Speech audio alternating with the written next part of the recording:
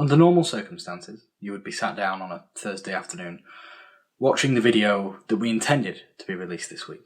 That video was the next in our Crisis Talk series and was all about the paradox of appeal and soundbite politics. We've already recorded it. I think it's going to be quite a good episode, but we're living in a rather different world to the one we were last week.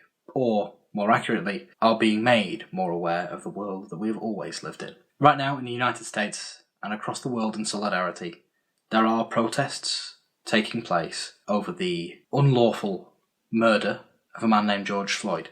He was a black man in the United States who was killed by a police officer last week by being knelt on his neck for 8 minutes until he suffocated to death. This has sparked a series of, as I say, international protests under the Black Lives Matter movement. The Black Lives Matter movement has been around for some years and has attempted multiple peaceful demonstrations in those years. If this information is somehow new to you, I would like to stress at the outset of this video that as a white, non-American man, I am uniquely unqualified to talk about it. And so I'm not going to talk about it at length.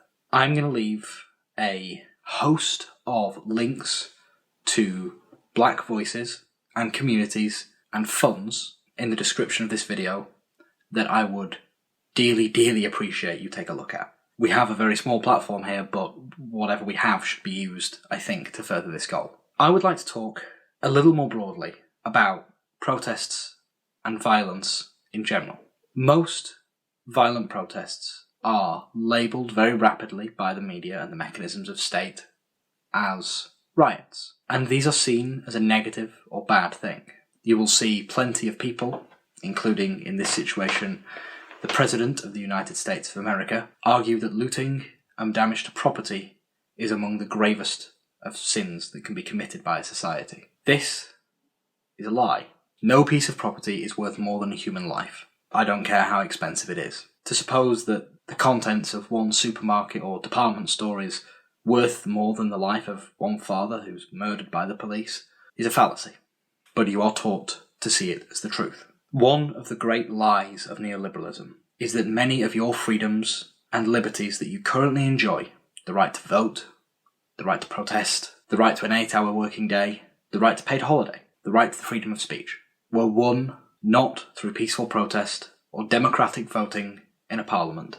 They were won through violent acts of rebellion, violent acts of protest. Violence has always been the last method of a desperate people. We have seen this again and again and again throughout society, and if you study the history of protests and protest movements in any country, you will learn quickly that 8 times out of 10, it is the authorities who incite violence first. There have been multiple examples throughout history of states and medias altering and twisting footage and quotes and evidence in order to vilify those protesting for a better life. In the United States right now, the black community is asking simply not to be murdered by the people who are meant to protect them.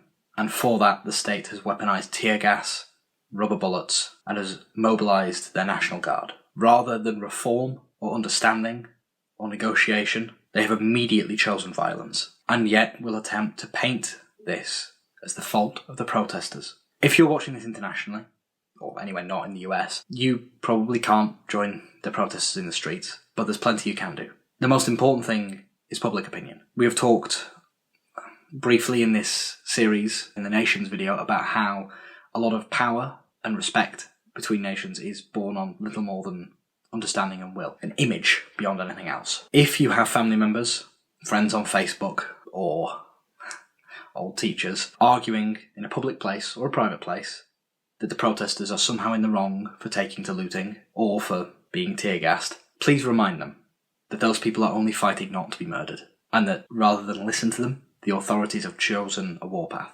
Those conversations, face-to-face, person-to-person, will do more than any repost on Twitter or status on Facebook. Human connection is the basis for all of our understanding, and humans take new information much better in person. That's why videos are such a popular format. It does a little bit of that. Beyond anything else, please check out the things that I'm going to put in the description. Listen to the people involved, beyond any self-important white man in the UK. Their voices are far more important than ours right now, and it is them who should be dictating what is useful and helpful. Beyond any of this, there is a Kennedy quote somewhere that goes along the lines of those who would make reform impossible through non-violent means make it inevitable through violent ones. I'm paraphrasing slightly, but I can't remember exactly off the top of my head. I hope with all my heart that the result of these demonstrations and protests is true, meaningful change in the United States and throughout the world. And wherever you are in the world, please stay safe.